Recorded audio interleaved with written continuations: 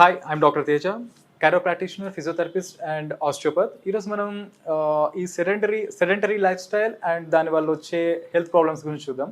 Nowadays చాలా మంది face చూస్తున్న ఈ హెల్త్ ప్రాబ్లమ్స్ ఈ సెడెంటరీ లైఫ్ స్టైల్లో చూద్దాం.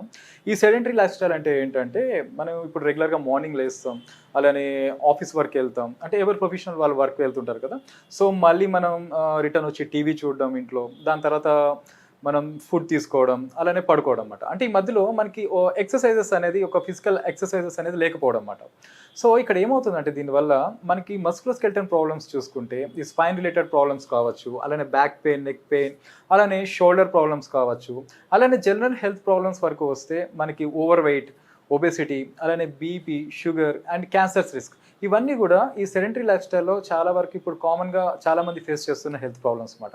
సో వీటికి రెమెడీ ఏంటి, ఇవి రాకుండా ఎలా చూసుకోవాలి అంటే మనం డిసిప్లిన్ అండ్ రెగ్యులర్ ఎక్సర్సైజెస్ అనేది చాలా ఇంపార్టెంట్ అనమాట.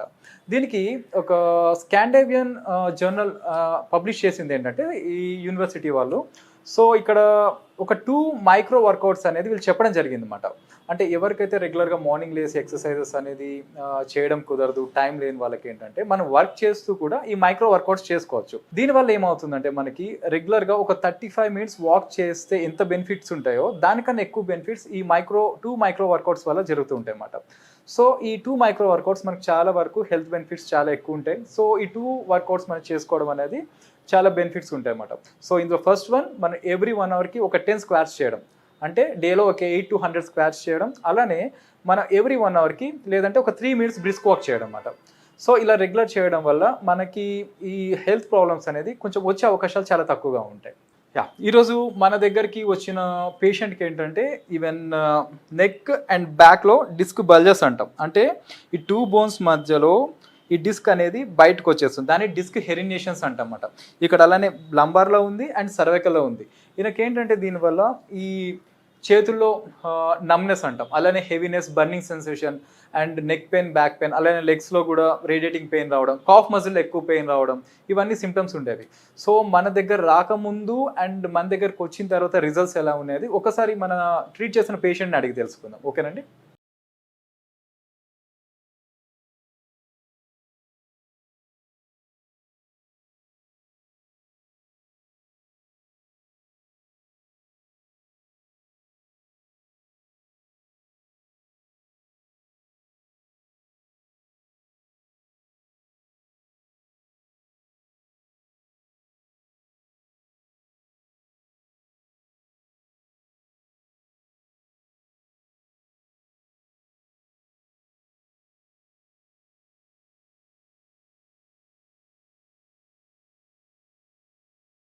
హలో అండి, ఇంతకుముందు నేను మీకు చెప్పాను కదా, సో మనకి ఏది అండ్ సర్వికల్ అండ్ లంబార్లో డిస్క్ ప్రాబ్లమ్స్ అనేది ఒకసారి అడిగి తెలుసుకుందాం. ఈయనకి మన దగ్గర రాకముందు అండ్ వచ్చిన తర్వాత ట్రీట్మెంట్ రిజల్ట్స్ ఎలా ఉన్నాయనేది. హలో అండి, మీ పేరు, మీరు ఎక్కడి నుంచి వచ్చారండి?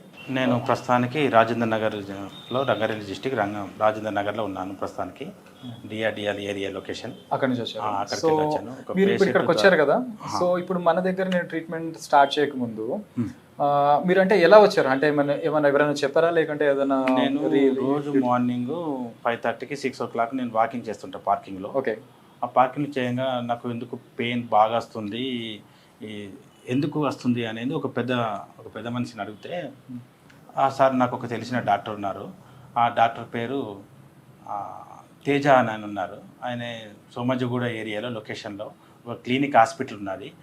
ఆ హాస్పిటల్ దగ్గరికి పోతే మనకు ట్రీట్మెంట్ ఇస్తారు సారు, మీరు అక్కడికి సంప్రదించండి అని ఫోన్ నెంబర్ ఇవ్వడం జరిగింది నాకు. సార్, మీరు ఎన్ని ఇయర్స్ నుంచి ఈ ప్రాబ్లం ఉంది, అసలు ఏ ప్రాబ్లంతో? నాకు 2003 నుంచి వెళ్ళిపోయిన అయింది, ఎందుకంటే యాక్సిడెంట్ అయింది నాకు. ఓకే. దాని ద్వారా నాకు పెయిన్ ఎంతో వాడాను, ఎన్నో హాస్పిటల్ తిరిగాను, ఆ పెయిన్ అనేది తగ్గిపోలేదు నాకు.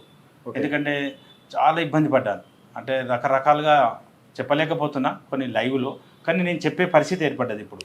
ఎందుకంటే నేను డాక్టర్ సంప్రదించిన తర్వాత వాళ్ళు చేసిన ట్రీట్మెంట్ అనేది ఎట్లా ఉంటుందంటే ఫిజియోథెరపీలో కూడా చేయాలని నాకు అసలు నేను నమ్మలేకపోతున్నా. ఎందుకంటే ఎన్నో రకాల మెడిసిన్ వాడినా కూడా పెయిన్ తగ్గలేదు. డాక్టర్ తేజ గారు సంప్రదించిన తర్వాత ఆయన చెప్పిన విధానం బట్టి లైవ్లో రోజు ఒక 40-50 నిమిషాలు టైం తీసుకున్నాను, నా కోసం టైం కేటాయించడం జరిగింది.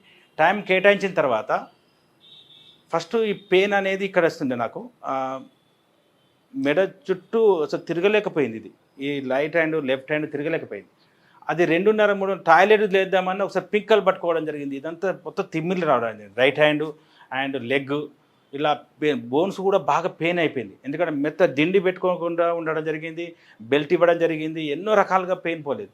కానీ డాక్టర్ సంప్రదించిన తర్వాత తేజ గారిన తర్వాత కానీ పెయిన్ 1 డే 2 డే ఇట్లా చూసుకుంటూ పోతుంటే జస్ట్ 1% అయింది. ఆ తర్వాత ఈరోజు నాకు 79 నుంచి 89% తగ్గడం జరిగింది పెయిన్.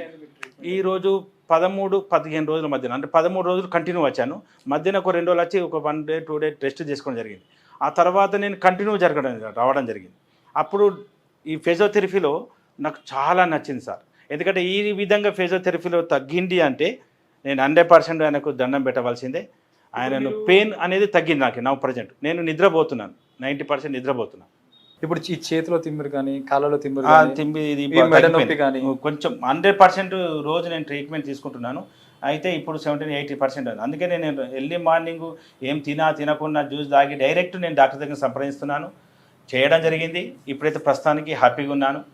నేను ఈ ట్రీట్మెంట్ ఫస్ట్ నేను 45 డేస్ అనుకున్నాను ఇంత పేమెంట్, కానీ ఈరోజు 100 రోజులనైనా ఈ సార్ దగ్గర రావాలి, ఈ డాక్టర్ని సంప్రదించాలి, ముందుకెళ్ళాలి, నా లైఫ్ను ఈ నిద్రపోవాలి, నేను పని చేసుకొని బతకాలి అంటే ఖచ్చితంగా పెయిన్ నేను డ్రైవింగ్ కొంచెం ఎవరు చేస్తాను.